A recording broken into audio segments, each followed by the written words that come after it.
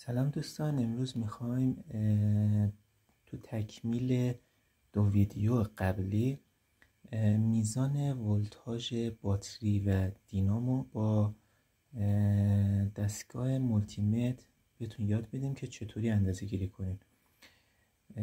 ببینید دوستان، دستگاه مولتیمتر از قسمت ها و بخش مختلفی تشکیل میشه. ما برای اندازه گیری ولتاژ باتری تو قسمت ولتاژ DC مولتیمتر دستگاه تنظیم میکنیم و با استفاده از پروب‌های منفی و مثبت این کار رو انجام میدیم. حالا میزان ولتاژ باتری تو حالت استاندارد حدود 12 تا 13 ولت است تو حالت ماشین خاموش، چون ما باید ولتاژ باتری رو در حالتی که ماشین خاموشه اندازه گیری کنیم.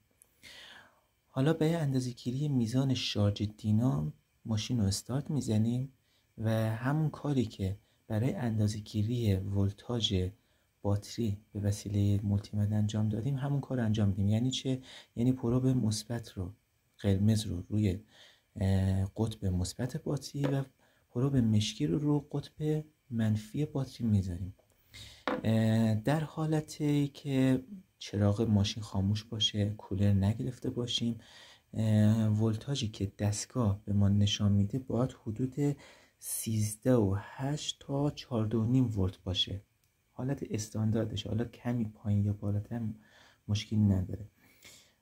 زمانی که مصرف کننده ها میان تو مدار، یعنی ما لامپ ها رو روشن میکنیم و کولر میگیریم، در حالت استاندارد دیگه باید کمتر از 13.5 نباشه و از اون ور حدود 14.2 به ما نشان میده. یعنی بازش بین 13.5 تا 14.2 میشه ولتاژ شارژ دینام.